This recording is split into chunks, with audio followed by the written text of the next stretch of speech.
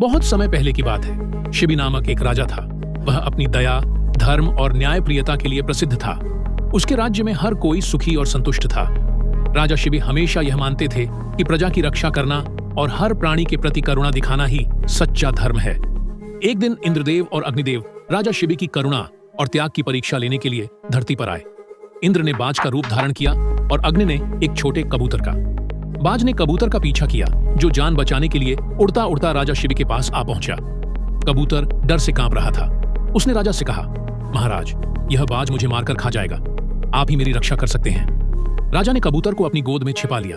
कुछ ही क्षणों बाद बाज वहां पहुंचा और बोला, हे राजन, आपने जिस कबूतर को छिपाया है वह मेरा भोजन है। यदि आप इसे मुझसे बचाते हैं तो आप अन्याय करेंगे। मैं भूखा हूं और यह मेरा अधिकार है कि मैं इसे खाऊं। राजा ने शांतिपूर्वक उत्तर दिया, मैं तुम्हारी भूख का आदर करता हूं, लेकिन मैं किसी की जान नहीं ले सकता।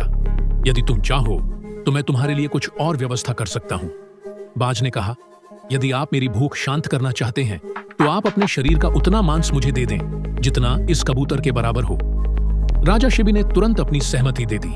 उन्होंने एक तराजू मंगवाई। एक तरफ कबूतर को रखा और दूसरी तरफ अपने शरीर से काटकर मांस रखना शुरू किया। लेकिन आश्चर्यजनक रूप से कबूतर का वजन बढ़ता ही गया। राजा ने बिना हिचकिचाए अपने शरीर का अधिक मांस काटकर तराजू में रखा। अंततः जब राजा का पूरा शरीर कमजोर हो गया तब भी तराजू बराबर नहीं हुई। जब राजा पूरी तरह से समर्पित हो गए और अपना जीवन देने को तैयार हो गए तो बाज और कबूतर ने अपना असली रूप प्रकट किया। इंद्र और अग्नि राजा शिबी के त्याग और करुणा से अत्यंत प्रसन्न हुए। उन्होंने कहा, हे राजन, आपने सच्चे धर्म का पालन किया है।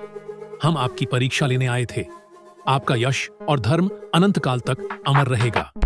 देवताओं ने राजा को उनके शरीर की पूरी ताकत और स्वास्थ्य लौटाया और उन्हें आशीर्वाद देकर स्वर्ग लौट गए।